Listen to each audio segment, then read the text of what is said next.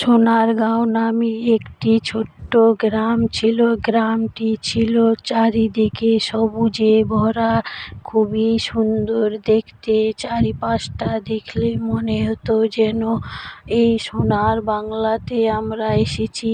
সেই ছোট্ট ছোট্ট কুঁড়ে ঘরে একটি ছোট্ট মেয়ে থাকতো, যার নাম ছিল মিনা।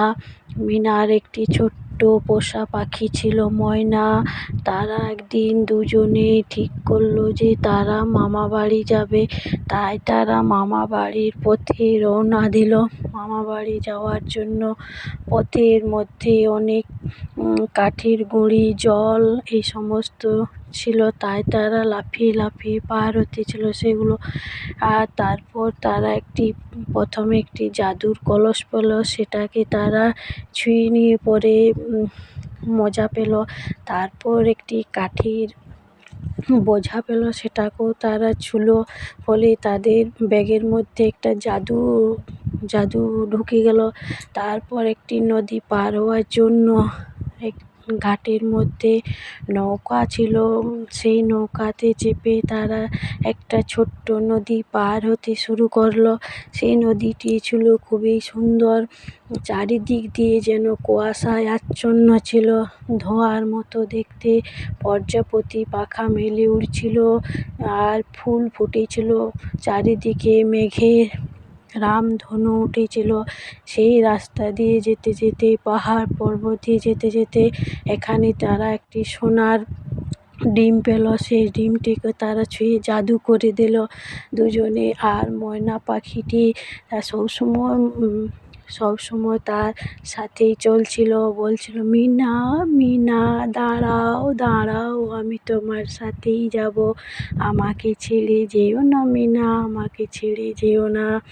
এইভাবে তারা দুজন বন্ধু একসাথে চলতে লাগলো তার মামা বাড়ির দিকে। জল যেখানে একটু ছোট নদী, সেখানে তারা লাফ দিয়ে পার হয়ে যাচ্ছিল। পাহাড়ে ঘেরা চারিদিকে। এখানে তারা একটা লাল ডায়মন্ডের রিং পেয়েছিল, সেটাও ছুঁয়ে তারা জাদু করে দিল। তারপর রাস্তায় এবার ছোট্ট দ্বীপ পেল একটা নদীর মধ্যে। সেই দ্বীপে তারা লাফ দিয়ে উঠে পার হয়ে দিল। এইভাবে তারা হাঁটতে হাঁটতে, দৌড়াতে দৌড়াতে মামা বাড়ির দিকে রওনা হতে শুরু করলো। এখানে দুটো নৌকোতে পার হচ্ছে তাদের, কিন্তু খুব মজা লাগছিল মামা বাড়ি যেতে। আর চারিদিকেই ছিল সবুজে ঘেরা, খুবই সুন্দর।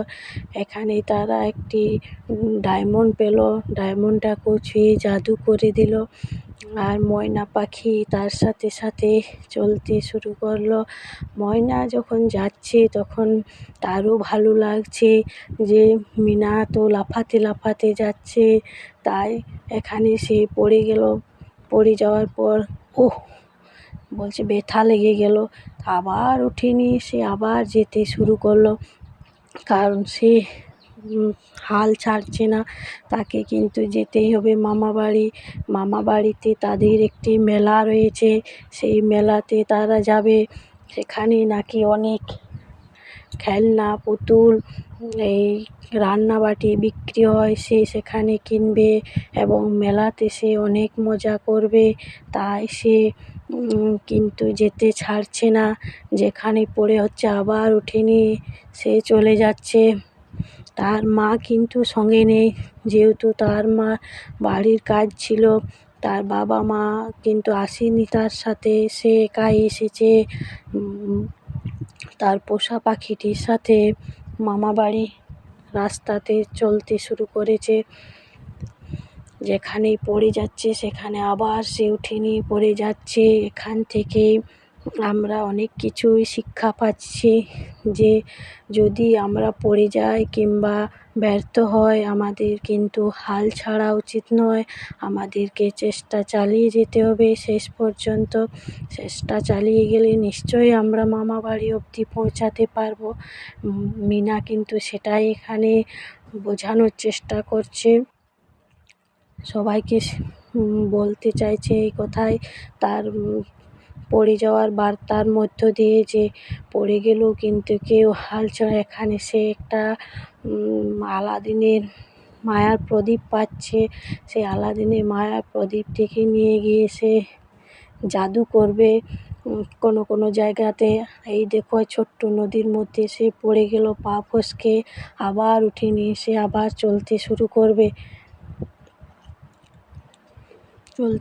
করে দিল। আবার সেই মামাবাড়ির পথে রওনা দিল। মিনা এবং ময়না দুজনেই খুবই মজা করে করে যাচ্ছে, কিন্তু আমাদের এটা দেখার রয়েছে তারা কত দূর অবধি পৌঁছাচ্ছে। তোমরা সঙ্গে থেকো বন্ধুরা, দেখতে থেকো। এইবারে সে আলাদিনের মায়ার প্রদীপটাকে কাজে লাগাবে। এই দেখো এখানে সেই মায়ার প্রদীপটা দিয়ে একটা দৈত্যকে হাজির করলো। সেই দৈত্য কিন্তু এই রাস্তা তৈরি করে দিল কাঠের, সেই রাস্তা দিয়ে সে পার হবে মিনা। বাহ, মিনার খুব ভালো বুদ্ধি কিন্তু। এইবারে মিনা চলতে শুরু করলো আবার লাফিয়ে ঝাঁপিয়ে। সবুজ কলা পাতার চারিদিকে ভর্তি, প্রজাপতি উড়ছে। সবুজ মাঠে কত সুন্দর নানা রঙের ফুল ফুটেছে। ফুলগুলো দেখতে কিন্তু খুব সুন্দর লাগছে। সাইডে আছে রামধনু আঁকা। এবারে পাহাড়ের দৃশ্য কিন্তু খুব সুন্দর। তারা সেই দৃশ্য দেখতে দেখতে লাফাতে লাফাতে কিন্তু চলতেই শুরু করেছে। তারা কিন্তু থেমে থাকেনি।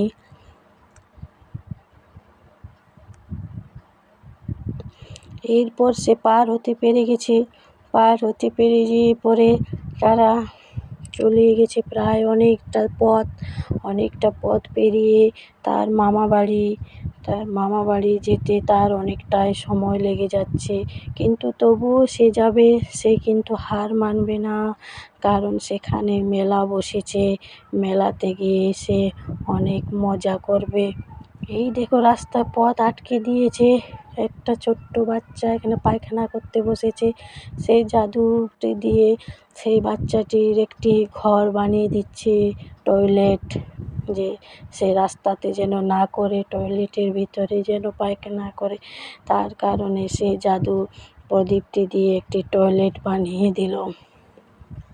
তারপর এখানে অনেকগুলো ভাইরাসের মতো প্রাণী রয়েছে, সেগুলোকে সে লাফ দিয়ে পার হয়ে দিচ্ছে, নয়তো এগুলোতে তাকে আবার কামড়ে দেবে। তাই সে লাফ দিয়ে এখানে তো ওদের সাথে ধাক্কা হয়ে গেল, পড়ে গেলাম। এরপর সে আবার পৌঁছে গেছে তার মামাবাড়ি।